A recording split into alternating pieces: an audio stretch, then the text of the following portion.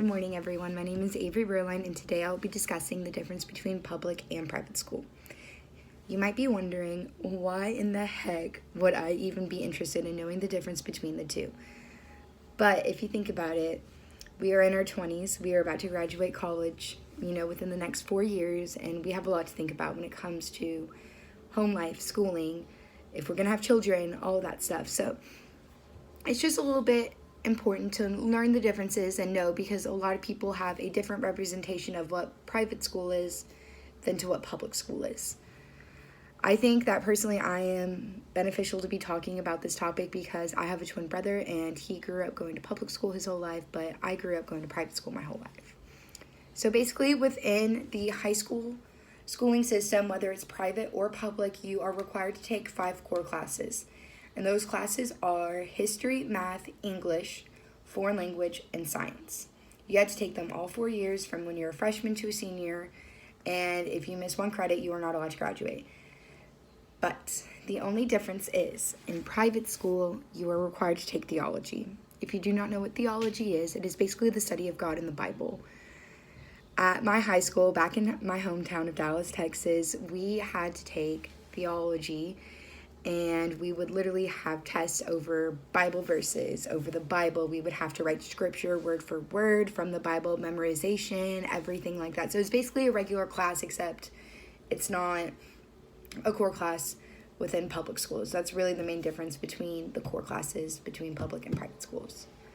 My next point is elective classes. If you don't know what an elective class is, it's basically a class that's only worth like 1 or 2 credit hours within high school, and it's basically classes that will help you identify what your strengths and weaknesses are for whatever you think you are interested in. So at public school, they have a huge pool of different classes that you can take. They have stuff like mechanics, home ec, engineering classes, all of that kind of stuff. But at private school, it's a lot smaller pool.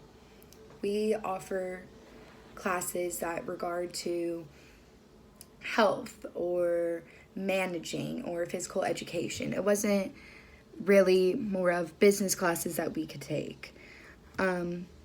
So personally for me, I was a football trainer in high school, so I was able to go to every single game. Even when we went to state, I got to travel around with the football team, and I was able to make diagnostics if they got injured on what was wrong with them. I was able to say like, oh no, you were not good to play this game, like you need to sit out, or just take a couple Advils and you'll wait 20 minutes and you'll be good to go back in. I learned all of that through an elective class that's called sports medicine and managing sports and sports medicine.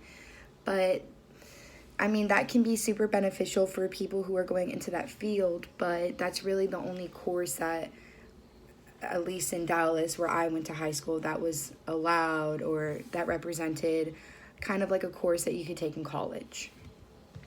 And the last difference between each of these two institutions is funding. Funding is a huge, huge, huge, huge difference. I cannot stress that enough. Within public schools, it's funded by the state. So it's basically taxpayers' money, being able to run a high school, and it has, 1,000 more kids than what you would get at a private school. So it's run by the state. But for private schools, it is usually funded by people who are going to apply and private donators. So for my high school, we were funded fully on donations from the public that supported my high school entirely, and it was from sponsors that we have got through a bunch of places around Texas.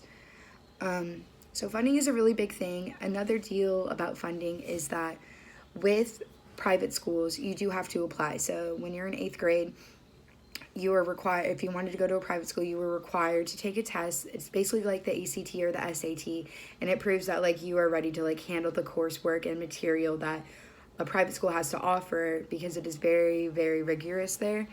So it's a little bit different with that. So they get a lot of their funding too from application fees and things like that.